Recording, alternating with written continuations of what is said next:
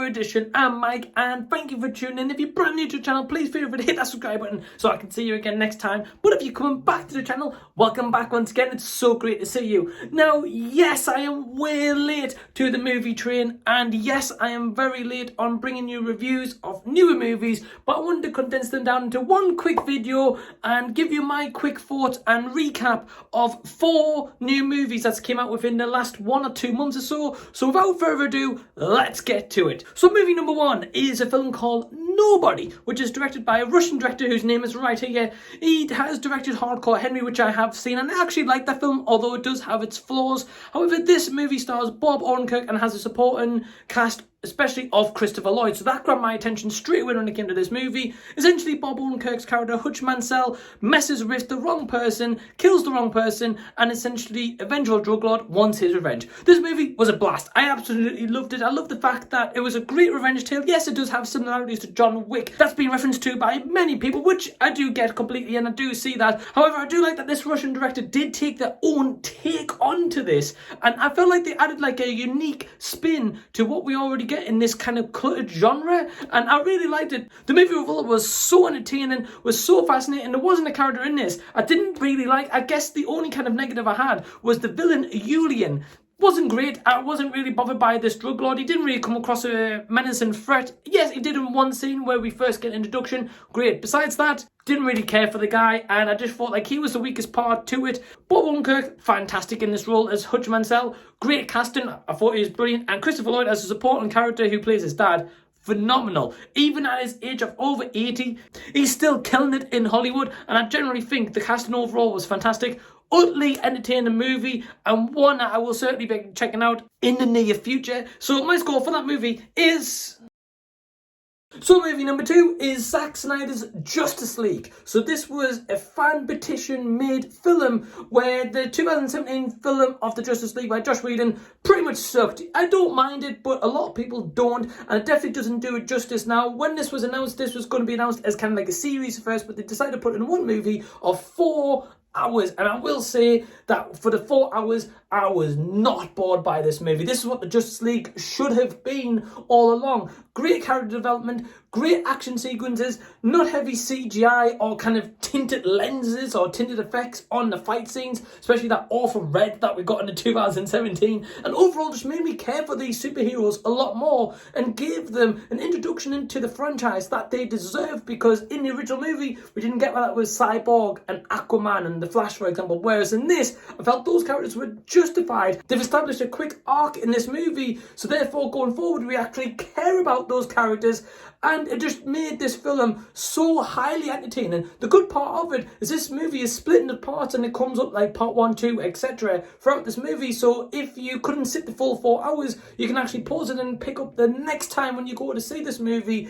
Yes, I guess some people will complain that the 4 hours is maybe a little bit too much. For me personally, no, I loved it. I could actually sit here for another 4 hours and watch that movie again. It was just so well done, and I'm so glad Zack Snyder actually got his chance to show his vision, and just that creative vision that he had blew me away, and so many fans that there's actually petitions of restore the Snyderverse, and I really do hope that we see it. Again, I guess the only kind of gripes is, yes, the movie can stretch 4 hours, and you can feel it at maybe odd little times. There's maybe little bits that didn't have to be in there, but overall, love the movie. My score for that movie is...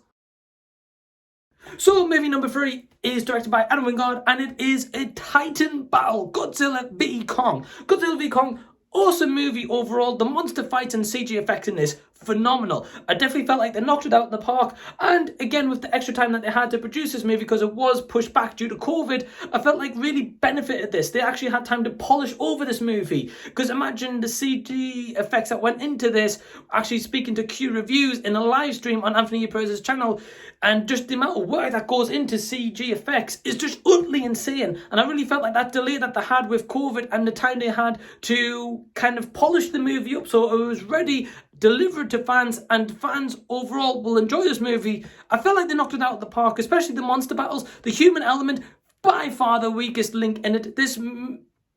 That makes the movie awful and can turn off a lot of people. So to be honest, if I was actually to go revisit this movie, which I'm not in any kind of rush to do so, I would probably just skip over the human parts, because apart from a little girl that's in it, I don't care about any of them. I could probably condense this movie down to maybe 45 minutes and have an even better time, especially with a popcorn in my hand. Or I guess if you want to play like a drinking game, for example, every time a human appears on and you don't care about the dialogue, have a drink, you'll probably be gone by the end of the movie. But overall, Monster Fights absolutely delivered.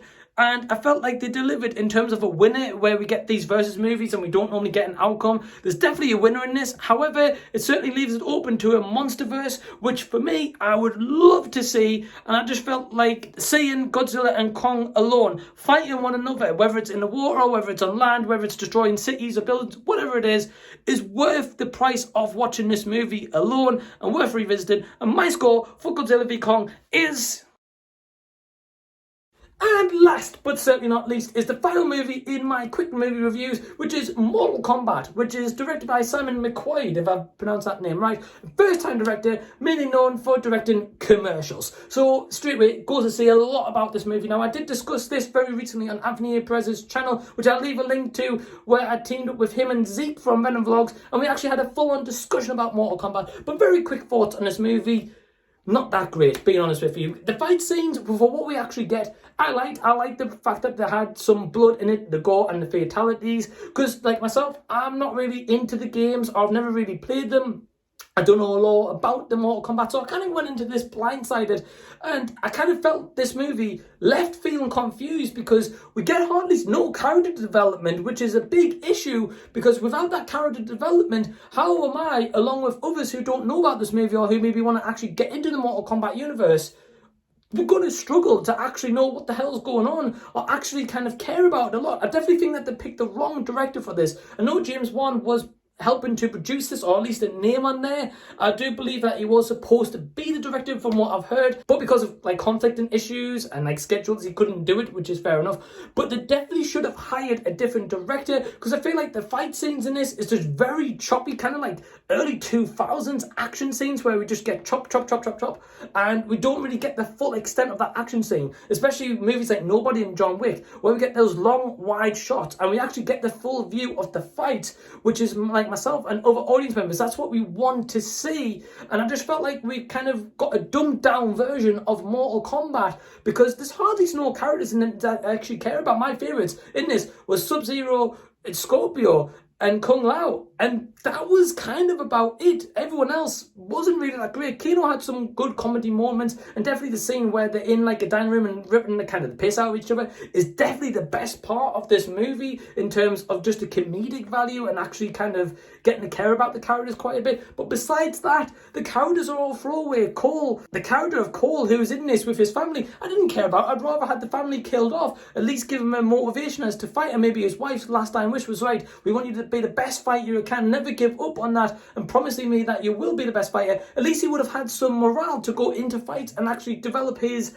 Okana and his skills. But we don't get that. We get his boring family, we get his boring dialogue, we get a lot of scenes with them. Heck, he even goes back at one point in the movie to his family where the bad guys or Sub-Zero can track him down. And I was like, well, why are you going back to your family, which is going to lead them to possibly be killed? It's just dumb. Parts of this movie, I felt like they were just so chopped and edited. Or so many scenes of this was probably cut by the director. So it's kind of like copying one scene to a different one and then kind of piecing them together, and it doesn't mesh well.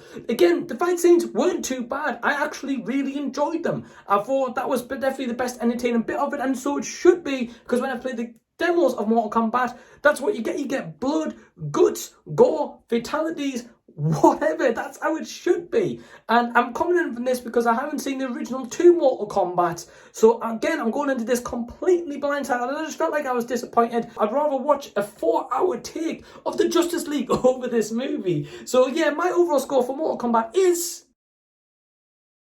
So yeah, I hope you guys really enjoyed these quick movie review thoughts, and I really appreciate you guys sticking around, and basically to the brand new subscribers as of late onto the channel, I really appreciate it, and it really helps me towards my goal of 250 for the year. So yeah, please smash that thumbs up, and please smash the subscribe button as well, so I can see you guys next time. But until that time, this has been a Z Review, and I'll be seeing you later.